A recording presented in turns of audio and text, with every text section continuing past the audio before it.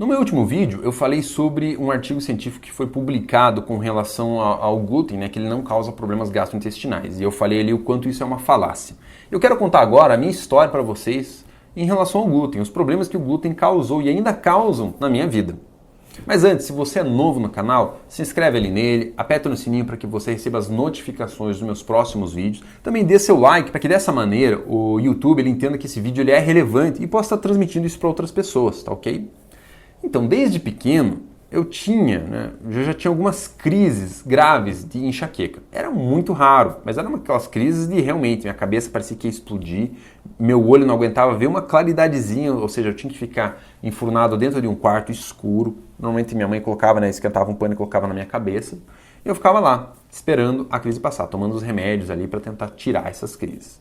Durante a faculdade de medicina, pelo estresse psicológico que ocorre lá dentro, toda a sobrecarga de volume de estudo e tudo mais, essas enxaquecas começaram a piorar e se tornaram constantes. Quase todos os dias eu tinha uma cefaleia basal. Ou seja, ali minha cabeça eu sentia que ela estava sempre dando aquela pulsada mais forte, tendo uma dor de cabeça um pouquinho mais intensa. E uma ou duas vezes por semana eu tinha crises, realmente, de vomitar, de ficar com fotofobia, a luz do freio do carro da frente me incomodava já, para você ter uma ideia. Isso, me atrapalhou horrores. Aí eu fui atrás, obviamente, conversei com colegas neurologistas, fui tentar resolver esse meu problema. E acabei resolvendo, na verdade, tratando os sintomas e não tratando a causa. Eu comecei a tomar beta-bloqueadores, que é o propanolol, que ele é utilizado para fazer o quê? Prevenção de crise de enxaqueca. E realmente ele me ajudava a prevenir. Às vezes acabava tendo uma ou outra, mas era bem menos frequente. A questão é que é o seguinte, se eu parasse de tomar propanolol, as minhas enxaquecas voltavam. Aí um dia a minha esposa, ela estava assistindo um documentário que tinha no Discovery Channel, que se eu não me engano é O Alimento é o Seu Melhor Remédio, e ele mostrou a história de uma criança que tinha enxaqueca constante. E os médicos ali que estavam envolvidos no tratamento dessa criança, eles começaram a retirar alguns certos alimentos. E eles comentaram que o glúten e a lactose são os principais causadores de enxaqueca. Eles causam enxaqueca pela hipersensibilidade, por uma reação de hipersensibilidade que o nosso corpo desenvolve em relação a essas substâncias que são tóxicas para o nosso corpo. E a minha esposa falou para mim, poxa Felipe, faz essa tentativa, vamos ver. Então eu parei com o uso do propanolol e parei de me alimentar com glúten, ou seja, parei com pão, com macarrão, com bolachas em geral. Naquela época eu comia muito errado ainda. E eu parei. Em poucos dias, as minhas enxaquecas foram embora. Falei, uau, tô sem dor de cabeça. Não tinha crise, também não tinha aquela dor de cabeça basal, que todo dia estava ali me incomodando. Falei, que legal, vamos fazer o seguinte, vou voltar a comer o glúten e vou parar com o leite agora para ver se há alguma diferença. E voltei a comer pão, voltei a comer macarrão e parei com os leites, com queijos, leites e derivados. E minha dor de cabeça voltou.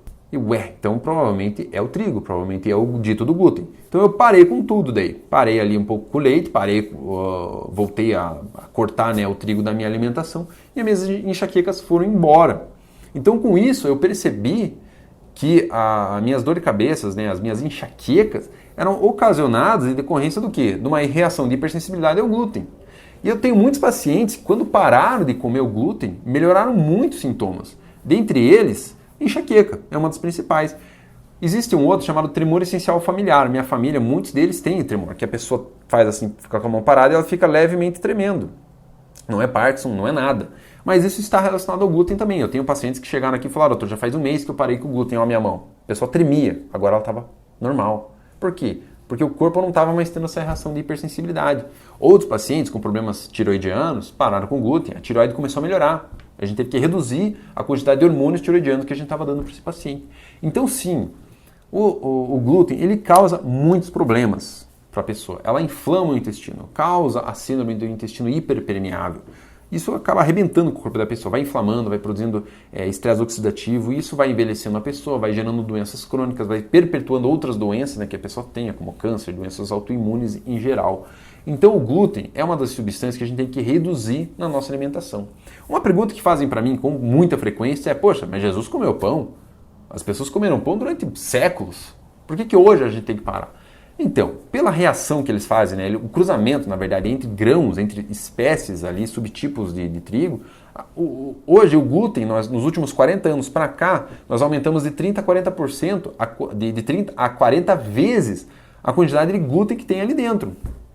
Então, assim, antes a gente tinha muito menos, a gente tinha bem menos glúten nos grãos, na farinha. Hoje a gente tem muito mais. E essa quantidade exagerada que realmente é o problema. Tá ok? Então, pessoal, se vocês têm alguma dúvida com relação a esse assunto, vocês querem me fazer uma pergunta em relação ao glúten, em relação ao trigo, façam ali para que eu possa estar sabendo exatamente o que vocês desejam saber. Tá ok, pessoal? Então, muito obrigado e tenham um excelente dia.